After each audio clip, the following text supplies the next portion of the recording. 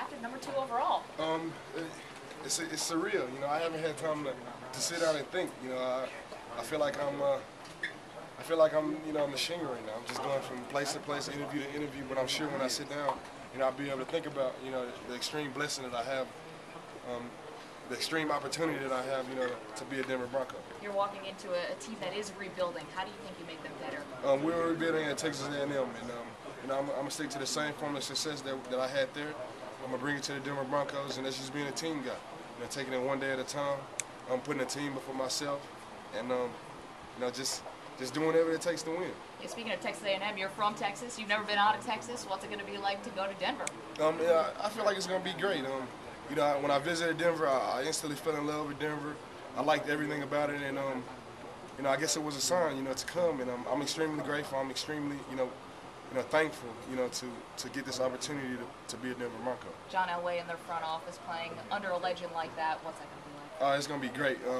You know, it's going to be hard not to be a fan, but I think after time, you know, I can you know, accept that role of just being a teammate on a team and just getting it done. Hey, Von Miller, can I just ask you real quick, how did the conversation go with John Fox and the Denver Broncos when they called you just now? It went great. You know, I had a previous relationship with all those guys, and we had a connection from the first time we met, and you know, I feel like you know, it went great, and I'm just extremely honored, and I'm extremely, you know, excited to get this opportunity to go there and play. Talk about the prospects of playing alongside a talent like Elvis Dumervil and being able to be on the opposite end, possibly.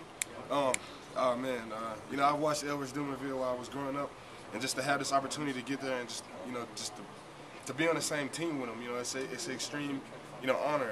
I'm extremely blessed, and I'm extremely grateful, you know, for this opportunity. Hey, Why do you think the Broncos went with you over Marcel Harris? Because we just talked about this on the red carpet. They're going back and forth, But Fox has been underlining the importance of the pass rushing abilities. Tell me what they've been talking to you about that. You know, honestly, we haven't talked about that. We talked about being a, you know, traditional linebacker. I think I've, you know, proven time and time again that I can rush the passer. And you know, we just talked about being a linebacker, and I think you know, convinced them. I didn't lie to them. I just think I convinced them. I think they saw it on film that I can get all this stuff done. Hey, Von, earlier you said you were going to go to Dallas, or you wanted to. So now that you've been picked by Denver, how are you, reconciling that? Forget the Cowboys. For right now, anyway.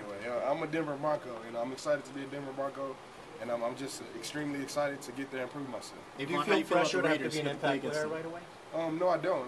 You know, I'm just going to stick to the same formula of success that got me to this point, and that's just taking it one day at a time and maximizing my days. Into this camera, sorry, one more thing. Into this camera, a message to your Japanese fans. There's a lot of Broncos fans listening right here.